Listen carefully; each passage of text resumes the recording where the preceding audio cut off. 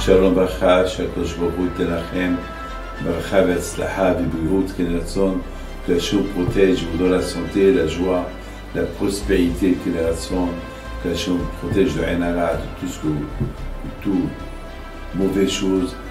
Cette semaine, nous avons parlé de plein de choses. Mes amis, aujourd'hui, je vous raconte une très belle histoire. Il y avait un grand rabbin, le Admor Mibelz, alav shalom, qu'il avait un hassid. Et ce hassid, il vient chez lui, il lui dit, Rabbi, le bon Dieu m'a comblé de tout, mais j'ai un problème. Mon fils, qu'il était religieux, malheureusement, il a rencontré une fille pas bien, et non seulement qu'elle n'est pas bien, mais elle n'est pas de notre religion. Et cette fille-là, ce qu'elle veut que l'argent de mon fils. Alors, le rabbin lui a dit, l'Admor, il dit à son hassid, appelle-moi ton fils, je vais lui parler. Il appelle son fils, il lui parle, et il lui dit, Rabbi, j'aime cette fille, je veux me marier avec elle. Et le rabbi lui dit, mais sache que ce mariage ne va pas durer. Aucun ne va venir à ton mariage. Et ça va être une déconnexion totale entre ta famille et ta famille. Il a dit, je peux faire ce que tu veux, mais ne me demande pas de quitter cette fille. Le Admor lui dit, tu sais quoi? Je te donne ma bracha.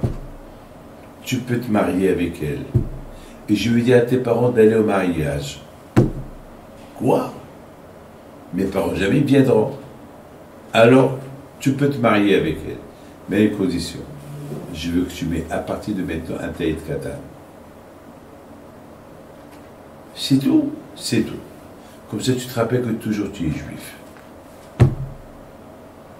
Il n'y a pas de problème. Je le ferai.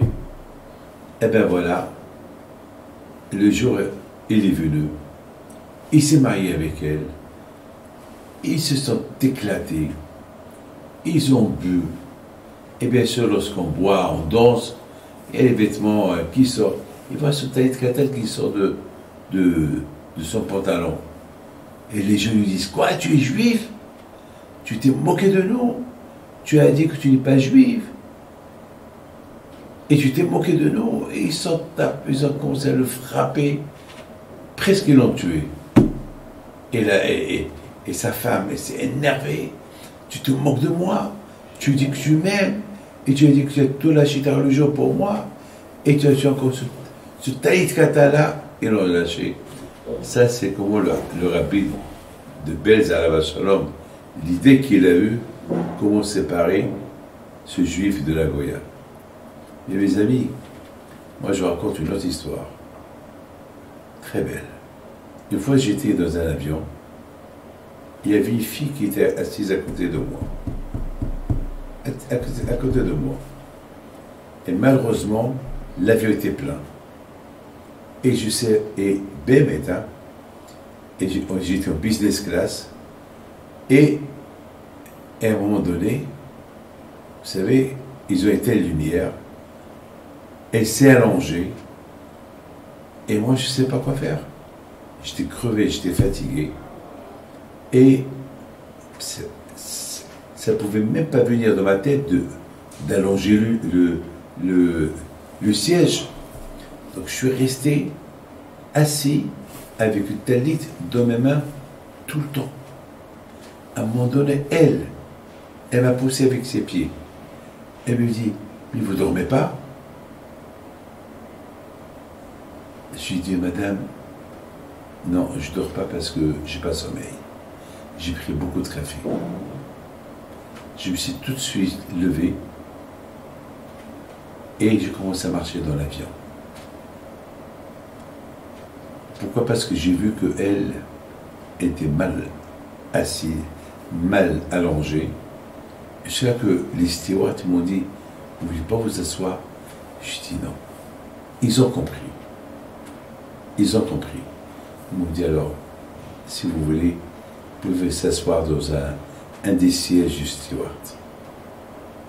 Avec tout le temps le talit dans mes mains.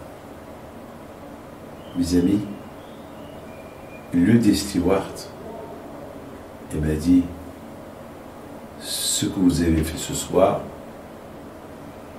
ça me donne beaucoup à réfléchir. Je dois me marier avec quelqu'un qui n'est pas de chez nous. Et ce que vous avez fait, merci beaucoup. Je vais suivre votre exemple. C'est tout ce que j'ai à vous raconter. Que le bon Dieu vous protège et vous donne la santé et la joie. Être juif, c'est pas facile. Très très dur. Mais lorsqu'on l'est et on exerce notre judaïsme, on est les gens les plus heureux du monde. Que le bon Dieu vous protège.